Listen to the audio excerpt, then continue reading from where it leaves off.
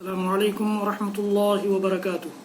بسم اللہ الحمدللہ والصلاة والسلام علی رسول اللہ ومن تبعہ ووالاہ وبعد۔ محترم ناظرین و سامعین، اسلامی بھائیوں، دوستوں، عزیزوں، ماؤں اور بہنوں، محرم الحرام کے مبارک محترم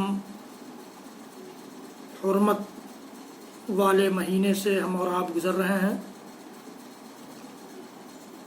میں نے اس سے پہلے کی ویڈیوز میں اس مہینے کی حرمت، اس مہینے کی فضیلت اور اس مہینے میں کیے جانے والے کاموں سے متعلق گفتگو کی ہے۔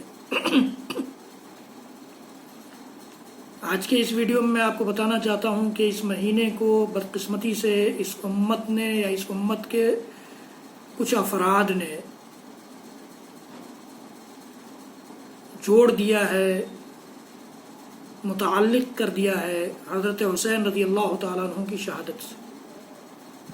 حضرات گرامی، حضرت حسین رضی اللہ تعالیٰ عنہ کی شہادت یقینی طور پر تاریخ اسلام میں پیش آنے والا ایک عظیم سانحہ ہے، ایک عظیم حادثہ ہے، دردناک حادثہ ہے، لیکن محرم الحرام کی فضیلت سے، محرم الحرام میں رکھے جانے والے روزوں سے، اس کی حرمت سے اور اس کے تقدس سے، اس کے بابرکت ہونے سے اس کا کوئی تعلق نہیں ہے۔ میں نے آپ کو بتایا ہے کہ دین اسلام کی تکمیل اللہ کے رسول صلی اللہ تعالیٰ علیہ وسلم پر 10 سن ہجری ہی میں حجۃ الوداع کے موقع سے اللہ تعالیٰ نے الیوم اکملت لکم دینکم واتممت علیکم نعمتی ورضیت لکم الاسلام دینا کے تحت کر دی ہے، اور حضرت حسین رضی اللہ تعالیٰ عنہ کی شہادت کا واقعہ 61 سن ہجری میں پیش آیا ہے، یعنی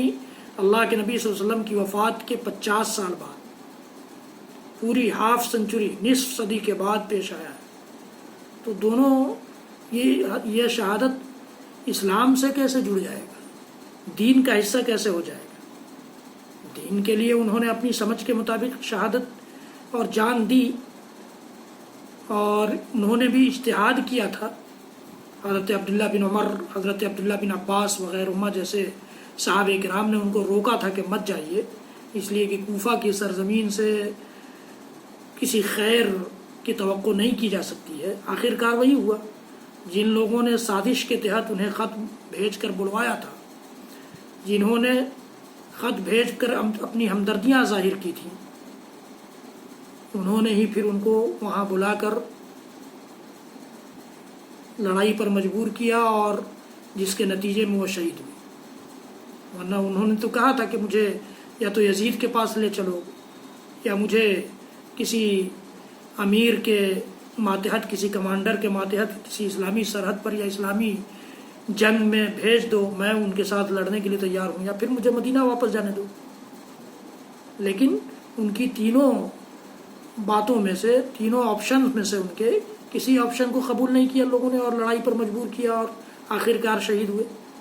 یہ سازش کے تحت انہیں بلایا گیا تھا، اور اسی سازش کا شکار ہو گئے حضرت حسین رضی اللہ تعالیٰ۔ باقی یزید کی خلافت کیسی تھی، یزید کی حکومت کیسی تھی، یزید کے ہاتھ پر انہوں نے بیعت کیسے نہیں کی تھی، یہ سب اجتہادی مسئلہ ہے، اس لیے کہ بڑے بڑے صحابہ کرام نے یزید کے ہاتھ پر بیعت کی تھی۔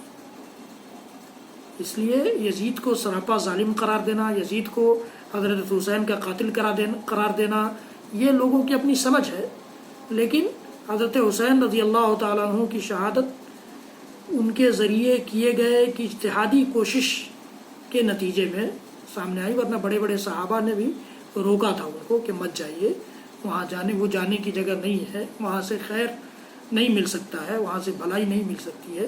اس کے باوجود آپ گئے، اور اس کا نتیجہ یہ سامنے آیا۔ لہٰذا میں یہ کہنا چاہ رہا تھا کہ حضرت حسین رضی اللہ تعالیٰ عنہ کی شہادت کو اس مہینے سے جوڑنا، اور پھر اس کی مناسبت سے اس مہینے میں بہت سارے خرافات اور رسومات انجام دینا، یہ شریعت کی طرف سے اس کی کوئی اجازت نہیں ہے۔